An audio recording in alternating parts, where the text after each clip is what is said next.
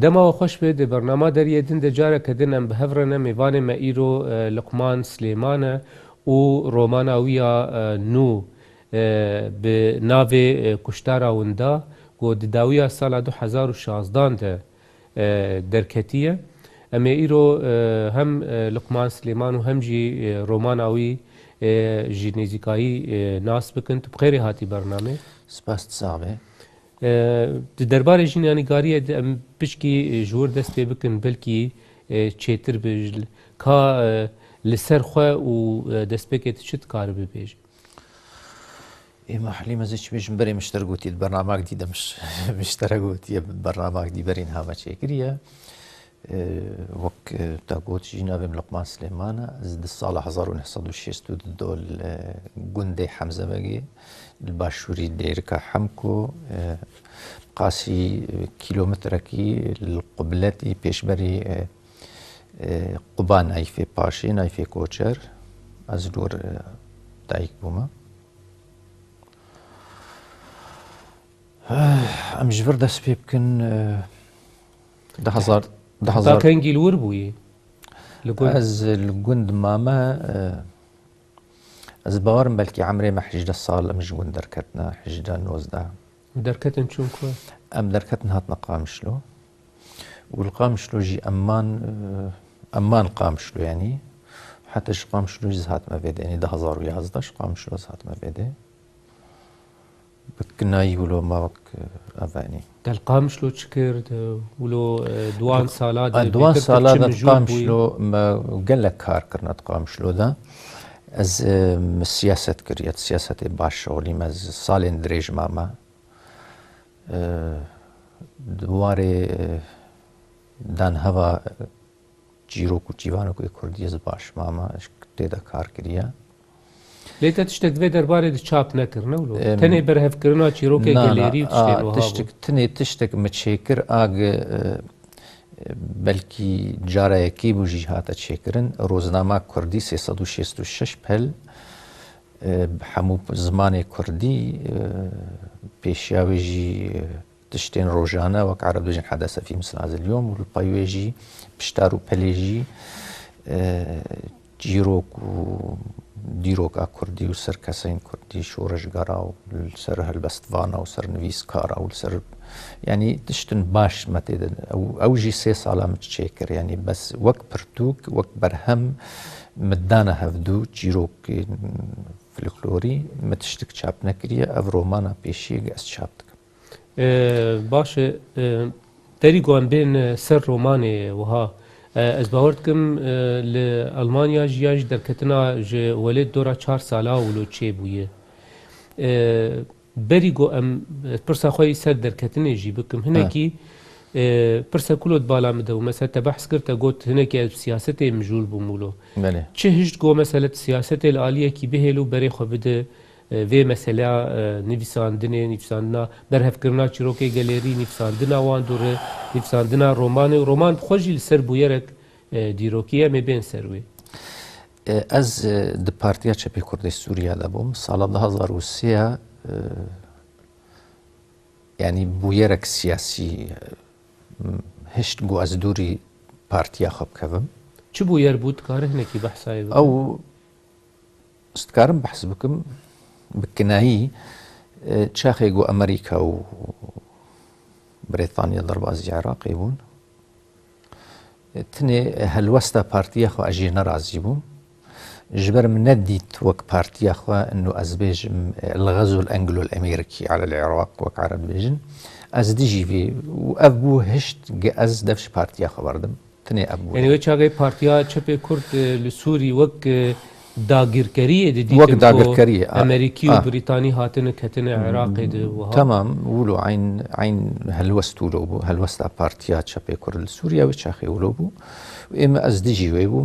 هشكرا مغو امج شيوعيان شيوعي ترن يعني بارتيا سوسيالست عراقي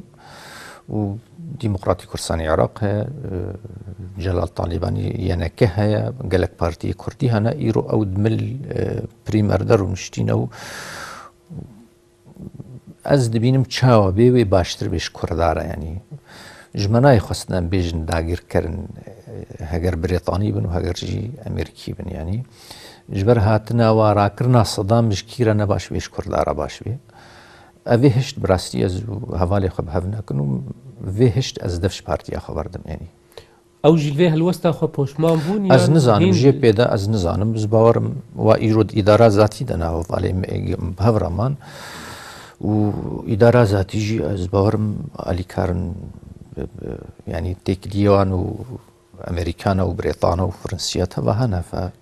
از نزانم في اوت كارن برسوا وبشتيجو يعني مثلا سر استا امبيجن سياسي بارتيتي ولو تدف جوي مسألة بردا ولو او غافا يكيبوي ل بتمامي بو او تبشتا خداوي الي ت چما بري خداوان مثلا مجارين نيفساندني وبرهف كرني حليم برد ام كيف مش جيروك وجيفانوك كردي رجال لك دهات رحمة خدي المريته ببابم قال لك جيروك دزانيبون دزاروك تيامة جي وين شاخي تلفزيون تنبون راديو تنبون بابم ايوارا جيروك دغوتن جارنا جيروك جي دشوا بيردما جمرة ذكرت جار سي جار يعني دشف سي شوا هر جار هناك جمرة دغوت زباورم اسكت بنوي باندوري يعني ما ولو جيروك ما تهستي مدى دربازي مجيم بو رحيم بو مان بشتي ام بيراور بون ولو زفاقرام لي يعني انا بشتي 20 صالة هن جيروكي قبابي مقوت بون دزاروك تياما دا نوكا دمجيه مدى بو نوكا نيما او نفيساندن جوان جيروكا تشتيكو هات نفساندن هي من فيسانا هي مچاپ نكرنا انا ده پرتوك البام هنا جيروكين فلكلورينا هن جوا بابي منن بابي ما از باورم وين شاخي عمري ما بلكي دور 10 صالة كي امتر زيادتر هنجي مرة قوتو بس ما بون بيرامدا مد باورم بلكي صالة 2000 بري 2000 وي شاخي نوكا او جيروك من فيساندن جبر ما بون بنشي مدا ديروكا نفيسكاريا كردي دولو قالك جارا مرود بينه اوي جو جي يعني نفشي دسبيكي جيولو بو جبو كردي ايجو هاتن بزمان وويجه وادبيات كردي داكت نمات كاربج همش قادا سياسته داكت لو دري تيك چون چيبو وبري خدان ور برسد في رنگيجي يعني كتبالا مدنها مثلا چما تتبيجي مدفش بارتيا خبردا ومدس از هاتن بيتر مگراني دا نفس چما لجم كردا مثلا ولو آليك تني البيش ما يك دكار سياست مدار بود كاري نفساندني جي بكي يانا چما حردو بهفر النامش زباورم هنكي وزحمتي وهبن از تشكيش تربيش جارك مخست ام ما بروجك بيشكيشي هوالي خكر او البامها بمدن فيساند مثلا ازي السرقندي خبج حمزه باقي من السرقندي حمزه باقي من فيساند حمزه باقي تشقاس مالت ايدنا هر مالك تشقا انساني وهنا بقشتي چند انسان حمزه باقي ايدنا بري تشقاس يدابون تشقاس مال چونه ديركي تشقاس چونه الشامي تشقا چونه قامشلو خواندواني حمزه باقي تشقاسنا تشقاس كسن اي خودي ناسنامه هنا و اي بي ناسنامه اي مواطن و اي اجنبي تشتين خيال در دورة حمزة بقيشنا تشمن كانينا نوالن تحتن قندي الدوراوي ام بيرا مدا انه بفي بروجي مرود كاري ناس بكي هجمارا كرداش فاسد دورا كرتي ده هي يعني جعفريني بقرا حتى برافا مصر مش قال لك هسارة قوت ام وش اخد بيرا مدا بو او مبولو ويرد بر يعني انه دريا بارتيارا مرود كاري بهتر بيبكي ما لسر قال لك قندان فيساند هن جواغون ضابون هن جي من بلاجي كرن جانا مدولاتي ما جي درخستن وفيدا يجي من اكثر روبلا فيسبوك درخستن بلا كرن تشتي ما ازقهامي من ناسكر يعني مخابن انه بارتي كردي بقشتي بروجي روشنبيري قلكي قهناد نيدا بهتر او لسر بشي سياسي تخابتن او جيش چتي از نزان يان زنا خوازم بيجم يان بر بميني هناكي دي بيجن لێ تشتێکی ئەس گەهامێ و هشت ئەس بێ دووری سیاسەتێ بکەبم دووری تەنزیمێ بکەبم ینی ڕێخستنێ بکەبم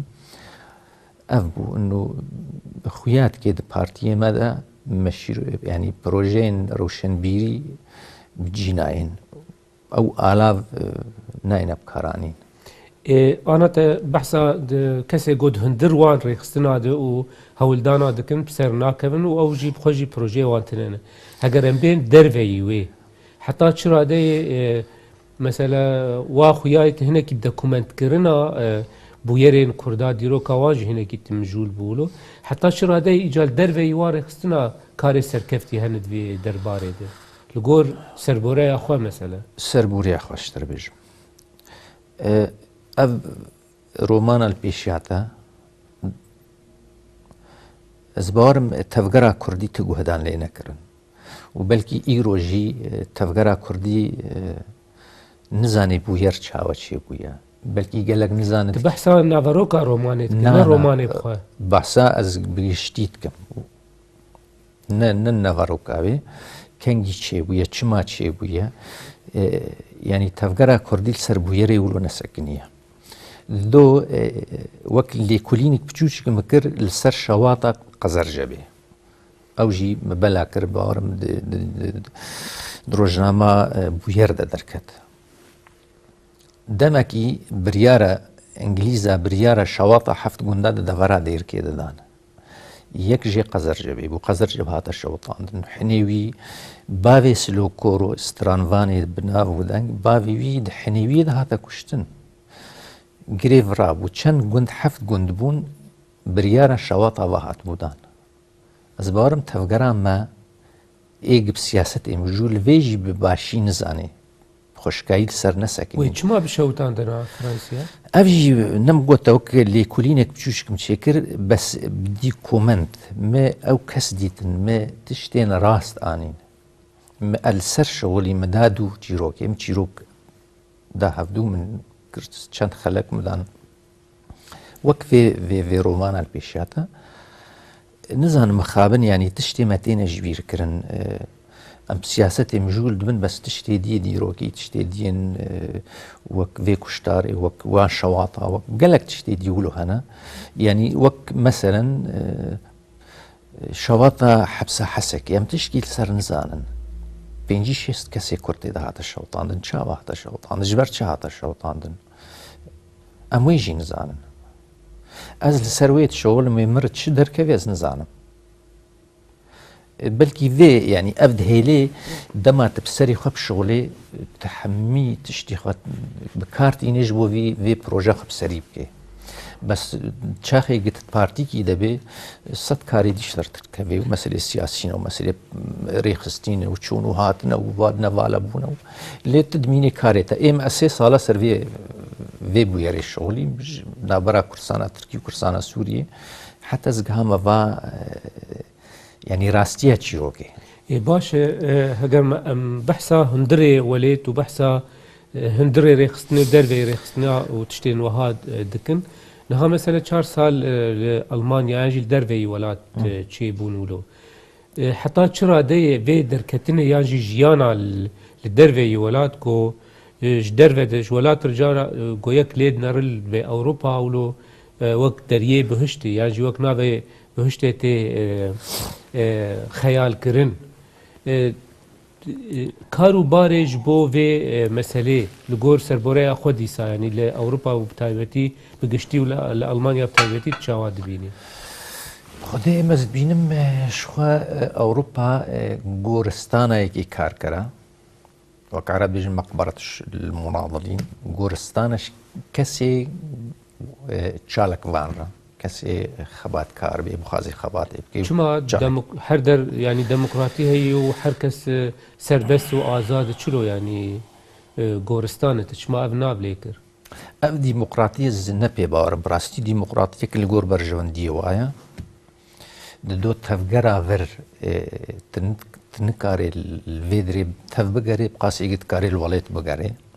sê ew tiştê lê digerê xwe li welêt e yani tiştê li ser hesekê li ser şewata hesekê li welêtin yanî ez li Ewropa çi lê bigerim تشتي السر مثلا في كشتاري الوليتن ازي الور لي بقرب زين الفر لي بقرب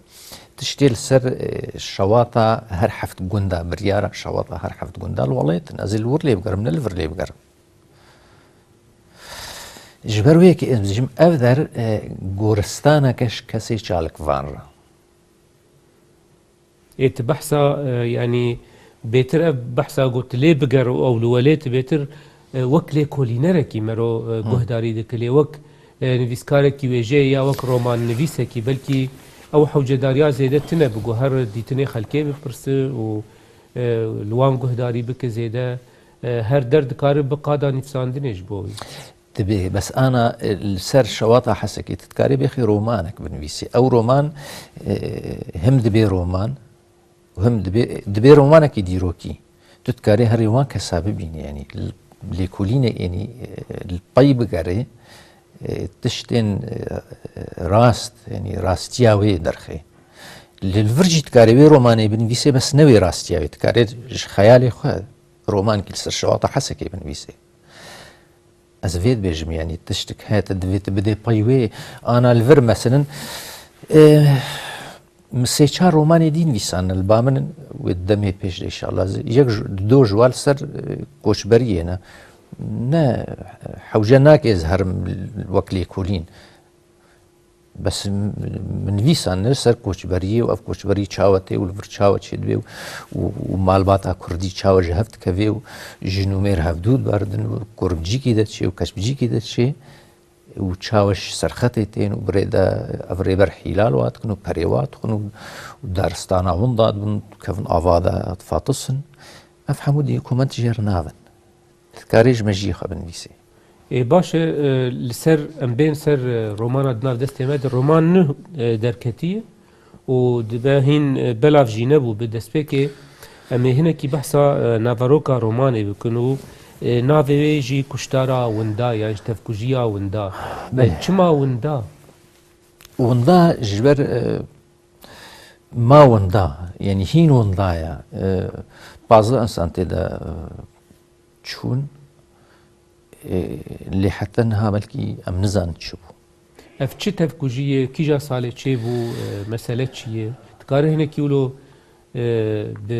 يعني كورتي بيجي هنا كي بحثاوي بك جبو بي ناس كرين بي ام بحثا هر چندي رومان خونده بيجي ليش برغو بلاف نبويه ام تخازن هنا كيولو هنا كروناهيه باف جنسر نافاروكاوي كشتار اوندا جرنكي قندك كيلك قامشلو ده ايرو بو تاخك شتاخي قامشلو بس ده ما بو يري ده فاليك باش هبودنا برا باجير و قنده دوزده مها دوزده ده سالا حشتي ده چي بويا بشتي جخوات دوزده مها نهات سالا حشتي ده جونتا ده كنعان ايفرين هات بونده سلادار تركيا ده يعني مرو كاري بيجي اف تفكوجي اف كشتار پشتی دربیا لشکری آگل ترکیه چه بود سیمها پشتی سیمها دوزده تمام سیمه دوزده مهانها دوزده مها دوزده عینی روزی ده دوزده نه کس جیج مالا کابرشن پنجی کرده ترکی پارتیا کاوابون جوان پنج کسش پارتیا کاوابون سرکرده واجی ناف دبون یک جیجی نجلة باكسي خوها محمود باكسيو زبار من الجور تشتيق واج مرقوت مدادو تشيروكي نجلة دوت دكتور بو طب خلاص كربو يعني شيش أفحر بينجي تيدهاتنا شهيد كرن ونهج مالا كابرا جهاتنا شهيد كرن مالا كابرش بنختينه و بينج كسيدن باكوري سرختينه مالا كابراجي نجزودج او جي دردورا باطماني هاتنا يعني نزود يعني دبي او بلكي سي چل سالك بي يعني بلكي نزيدي بينجي سال يعني دورا باطماني هاتنا ولوي قندي سر سينورة يعني نظام تقول ناس كي نازناكي قند سر سينورة تشتكنا براوي و هسنيترين تنا الور هات يعني بوير الور شي بوير يعني كشتنا جرنكي كشتارا جرنكي يا جريمة جرنكي يعني تشكي كاس در دو رقم شلو برسي ناصرين جرنكي بس من أفكر كشتارا ونضا جمرة ما ونضا يعني من جبوه مالبات بتمامي تيد دوي كشتاري دوي تفكجيه دي شو يانجي هناك فلتين وهناك جوان خلاص بون نا كاتش وهبون زبارم بري مير كربون وش خدنا دمالي دبون كورك وهبول ديرا زوري بو كورك واجي هبول سرختي بو وين شاخي نل ويشفين المال بو جمالي ايق المال دو فلتين يجي دربوشي بلكي يعني كاتش كورك بو وكاتش جي هبو عمري دورات 4 سال 5 سال ابو ودوجي خلكي سرختي هاتي ميواني وا يعني دوجي جوامان يعني 4 ساغمان هف بيفينك جي داويا في رومان دي بيك جافديري بويري جوجي فلتي بون رهيه او كيجا جوانا او اي بيشي الجورجويج مرغوتيا قلا بيشي لويت كافي او نفين تدي بريد قنداذا او قبالي جلها او ما تقول قبالي جلها او جلولو جهنفين يعني داني سر او جهنفين كافن ابي خطافي جي جيوا جهنفين قباله او ما ايوي يقول لك اللي كاتبو بس يقدي هابو 16 قول اللي كاتبون او جيما او برنا السويد از نزانم کچک چند گوله کاتبون لاوک گوله نکاتون بس جبرگ آگر کرد بو خینی درگوشی دو او دست مستی هناك شروطی بون لیب چوش کو يعني من برسا يعني دوی برتوكا قدنا دست مد هنكي اف رومان دنابرا لكولينا بويرك ديروكي ده ودنابرا نفساندنا رومان ده وكو تفن يعني وكو هناندن هنكي دچه وتي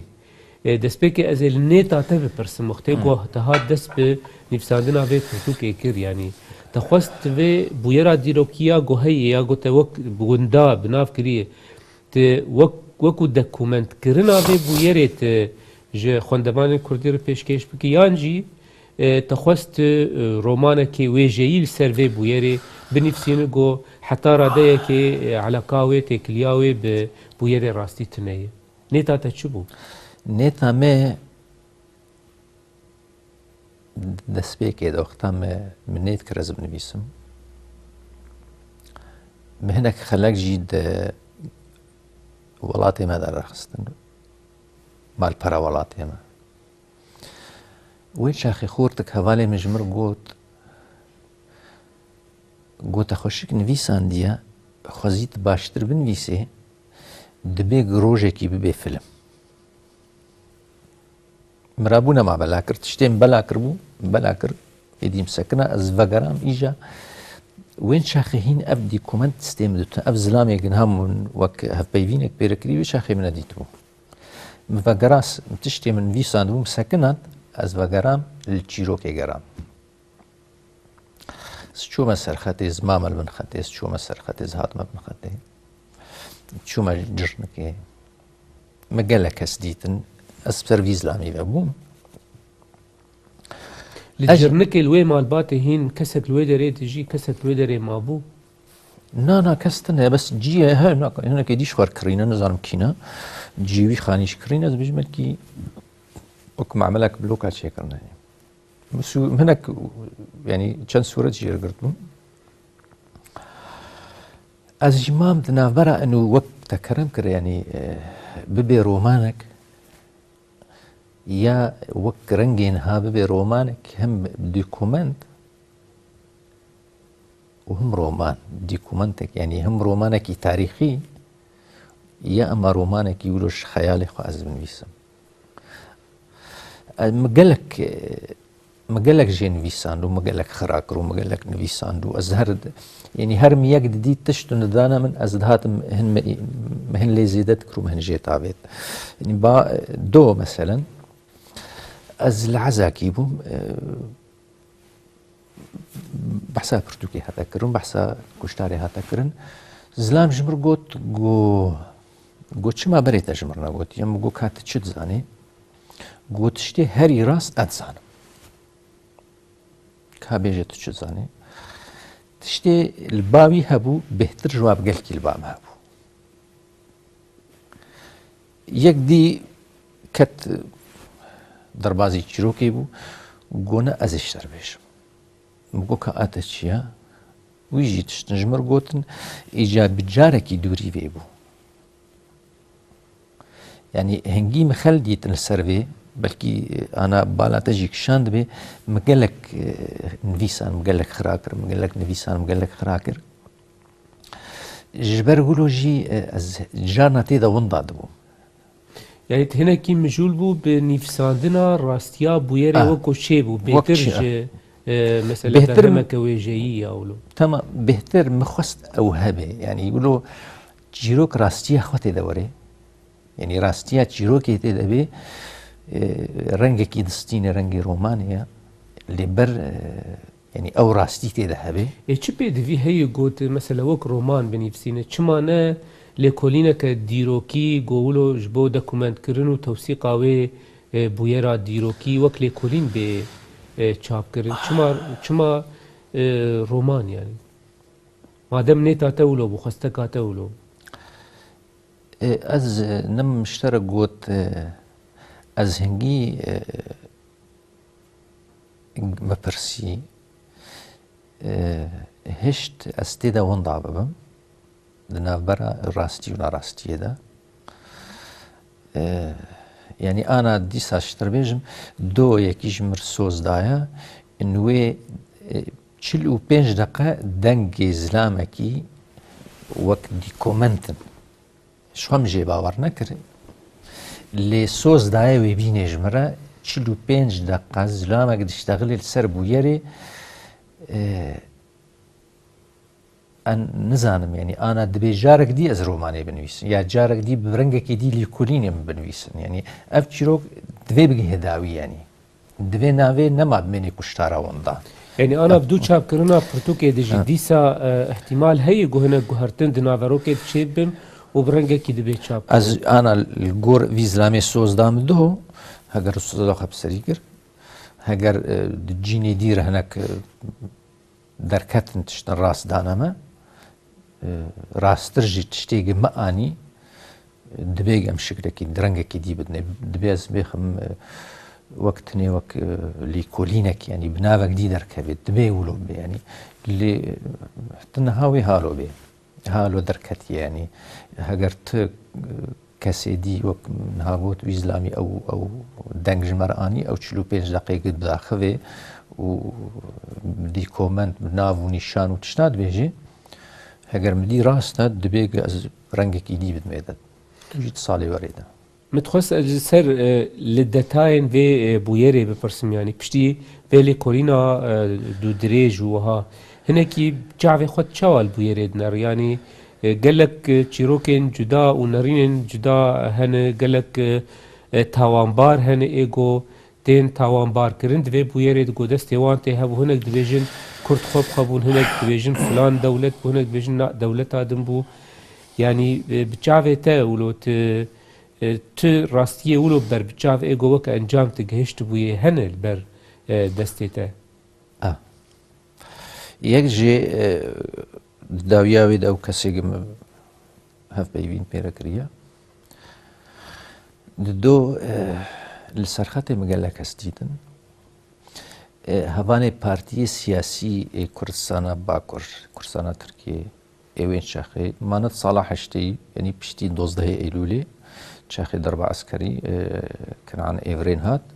تفقرا كردي تف باز هاتن سوري مش تفارد قوت طلبة هاتنا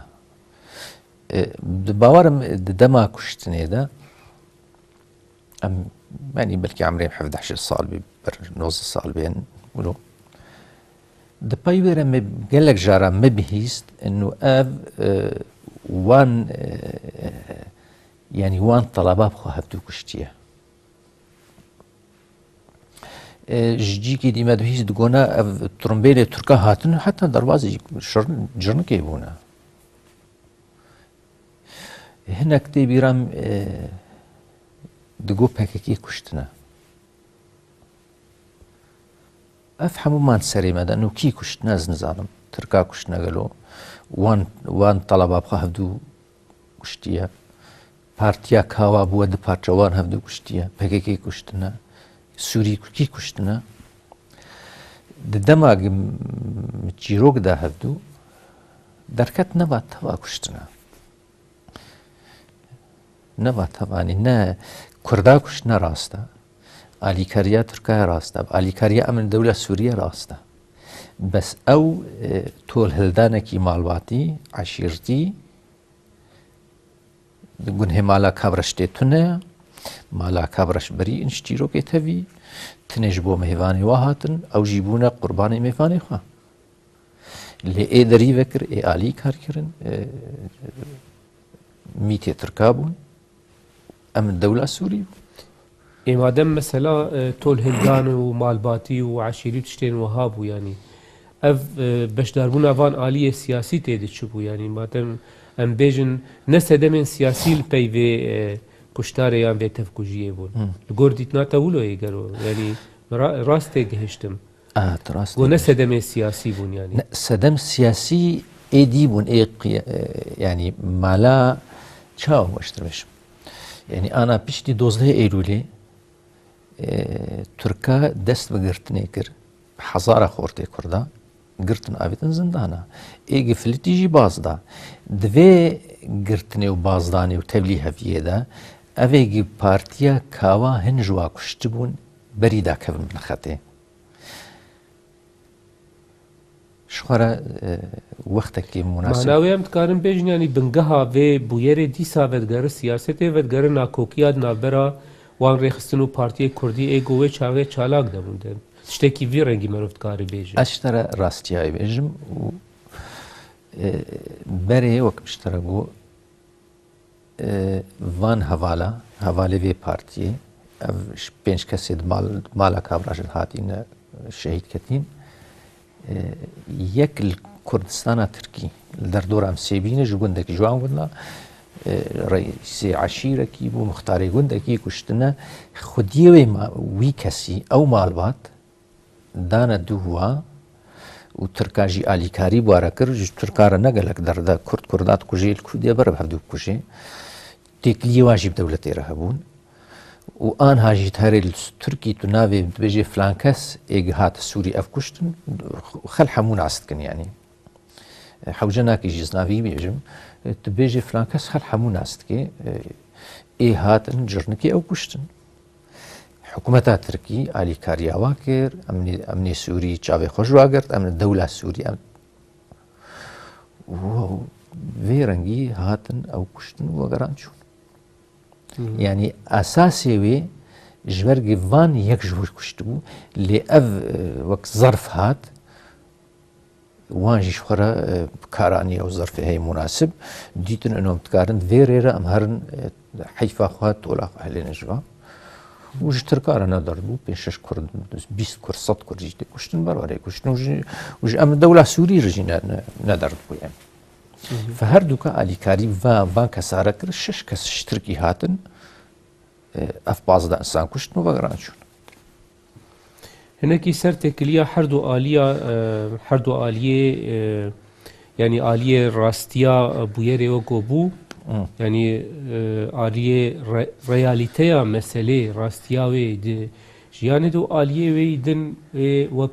برهمك ويجي هناكي برسام سروي تكلية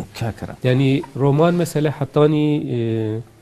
دركي دمشب أوايكي كاركتر هنه كس هنه مالبات هنه جن هي مير هي خل مالباتك هي الودره و جيروب بيرجي نابواد دروتي حطاني أوايكي ولو مروف برهمك ويجي ولو للدركتي جو تبيني إيجاج هلا نفيسكار بالتبيني تن جو اف مثلا هاني بحثا هنك روجنما دبت بيجمع اف وك جوتار دورد بلا ببون ولو دورجي دي ما هف بيفينك وكو هف بيفينك بكسكي جو فلتي بوجوي تفكوجيه كريه بفي اواي يعني اف حردو بشي داوي ج روماني مروفت كار بيجي لێکۆلینا تینن بیرا مرۆژ ڕۆمانێ بێتر یعنی پێدویە بجێهکردنا وان بەشا و وان شاهدێ ڕاستی ئێ بوویەرێ یعنی بەرهەمەکە ئەم بێژن وێژەیی وەک ڕۆمانێ هاتی نیفساندن چیە گەلۆ یعنی تەتخواست دی ساتژمار بێژ بنەر ڤای ئەو تشتێ گۆ مژوار وەک ڕۆمان گوتن بنە ڤای ڕاست و ڤای چاودێر و شاهدێ بوویەرێژی هەنە یانجی تشتێک دن بدوو دەبوو ئەم نزانن چمام ئەو تێبینی نویساندی حەلیم وەک نهامشتەرە گۆ gelek tişt hat negotin filan partiyê kuştiye hineka digowan hevdû kuştiye hineka digo devlet Samit teknîkî bêtir hane girêdayî naverokê teknîkî form şeklê wê erê ne têmê de ji ber wilo mi têbînîn vîsan îje ew gotinê xelkê filan kes wilo gotiye filan kes wilo gotiye filan kes wilo gotiye û dawî jî di pay wê re ez dibêjim inûva ev kesê ji bermayê kuştarê wê ji were ew baxivê gotin ê wî ne pirs û bersiv me pir jê kirî wî bersiva me daye lêberiya wê rast ez gelek gotina dibêjim filan kes wilo xelkê min dîtine êgil ser taxivîn yani wek gotina te rast bû inû teekîd wekê şiklê rengê bûyerê kuştarê çawa çê bûye يعني قبل الجم gelekî giring bû inû bibe hem roman û hem romanekî romanekî dîrokî wesîqa tarîxî ye jêderê nivîskî li ber destê te hebûn gelo ji bo vê romanê na li ber destê me tunebûn yekî li vê dirê ji mir got got Mehmûd Baksî yek bi Tirkî nivîsandiye dibin navê qetilama qamişlo bi Tirkî nivîsandiye 40 rûpel 5 rûpel wekû pirtûk hatî çapkirin wî ji mir wilo got golba min ez ê ji ter bînim goş xwe ez Tirkî nizanim lê tu bîne em ê ez ê bidim hinka wê ji mir wergerênê di payî re ji mir got wela zû dew jî li vir e got xwedê ez lê digerim ez nabînim hema kengî min dît ez ê bînim û hîn nedîtiye ez nizanim wê bibînî yani merov dikarî bê ji sedî sed jêderê te jêderin devkî bûn jêderin tiştek nivîskan guhdarîkirinê bû tişkî nivîskî na nivîskî tiştek min nedîtiye baş e heta çi radeyê îca mesele dema got tiştek dibe çîrok û dikeve ser zimanan de tu zanî pê her yek li gor xwe û yani form û reng û cuda yani rengên cuda û awayê cuda tê gotin û gelek carî hinek zêdekirin hinek kêmkirin divanin bi yani tu pîvan li cem te hebûn got dikaribe hinekî wan bûyerê got guhdarî dike dikaribe li bêjinga rastiyê xwe û rastiya bûyerê û li gor xwe hilbijêrin Helîm ew pirtûk roman 105 rûpel e tiştê min li ser bûyerê bihîstî ji deva wê bê 600-700 rûpel min ji wan 600-700 rûpela ev neqandiye me ev neqandiye yani me meselen ez yekî gelek cîranê wa dîtin û gelek ne cîranê wa jî hinek me dîtin jî ev ê giwên şaxê kirî firotina çekat kirin ji ber Remezanê kabreş wî xwe çek dikirin û firotin çek sîlah yani sîlah belê fem hin ji wan jî dîtin ê hevalê wî bûn û dilêşî wî bûn û serêşa bûn û hinek jî ê nedilêşî wî jî min dîtin fe gotin min gotin ji xwe re neqandin inû kî gotin a nêzîkî rastiyê ye ev gotin nêzîkî rastiyan gotina vî rastiye yani gotinê her tika min dane berhevdû hinek ji êvî tanîn hinek ji êvî tanîn û dawî jî dîsa divegerê ê herî tiştê rast gotina yê di malê de birîndar bû û jê filetî me ew bêhtir ma wek ciyê baweriyê ciyê rastiyê ji ber wî jî birayê wî jî tê de şehîd ketiye birayê wî tê de şehîd ket û ew birîndar bû ew saxma من پرسا تشتێکی din bikira got ez bawer dikim hinek nivîskarên din jî êgo bûyerên dîrokî berhev dikin yan jî dokument dikin yan jî dinivîsînin tê hember wan ev bûyer di dîrokeke nêzik dibû yani sala heşteyê em bêjin ne ew qas salin ne ji dîroka kevne و کسی گود وی بویره ده آلیه ارینی بیش یا نینی به کسم بون مالبات بون او کسانا هنک جوان جیانه نه هنک جوان چون رحمتی و ویرنگی زحمتی گوهاتن پیشیات جبو گرال راستیه و دکومنت کردن و نفساندن آوی راستیه و تزانه به مسئله جواکی و مسئله مالباتی جمع کرده چقاسی هستیارن تزحمتی ویرنگی هاتن پیشیات گلو قالك هبو ندويرين مشتغلن يعني قد هات چه ترسيان اجي نزانم يعني يك هاي بلكي تيدا جي من بيسان ديا جيراني ويا سربختي يدميني دبيجي من دنگي غولاكر شبك باران بو دبيجي من دنگي غولاكر مخصص ميزن افتشو يعني شبكه جارد باراني دجي باورناك من نقاط شاخشي سرختی داکت من او جندر مال هفت خن گوچاقی مدری وکر گوخانی ما بهوا به اویش مربوط گوچاقی مدری وکر لامپاکی سر دری مرا بو وقتا دری و بو گولک الدری لامپی کت گو لامپاش کاند گومجار دری گرد سکت مالته گوز گلک تشتاد زانم مكرو نكر جبي بيفنا جوز مرنا لازمه تشيروك باشا شو تزاني كان بيجي يعني تشيروك شو يعني وين شاخي انا 36 سال صار شونا وين شاخي زبارم 28 سال بو شاخي كم افجي برسكريا 6 سال بو 28 سال بو مكرو نكر جوز نابش وسرين بينايش باشا افجبو كسي جو بحساب ويريت كن وجبو تبخوا وك نبيسكاري بيبويري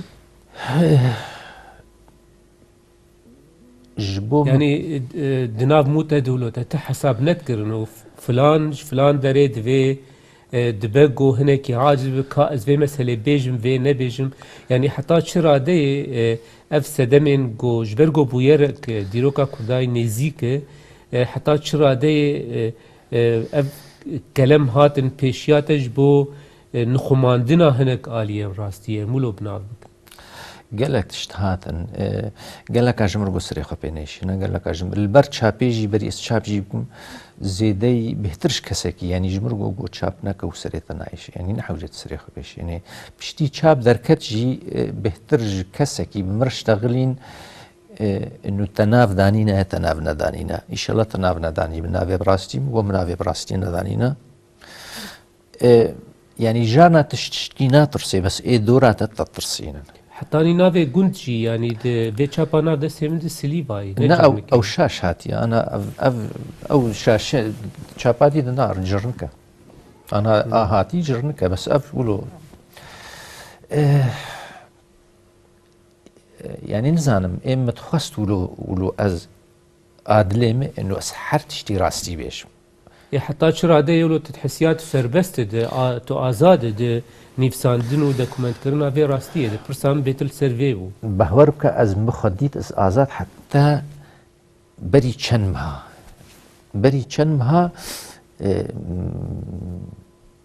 مدي خاص نما آزاد هنگي جمر هاتا قوتن از مجبور بو منو اجي واب فكرم اللي مد قوت مدسبيكي مگو از بنویسم وگو هيا وبو سدما جوهرتنا هناك دفراد تكست يعني دقي روماني دي انا قالك تشتهاتنا جوهرتن بلكي يعني انا بلكي قاعدي مشتركو دربي برنامج يم وزن ما تكارم بخينو هنجي مخنديه هنجي جوهرتن تذكرنا يعني ها جيكي وزن ما تكارم بخينو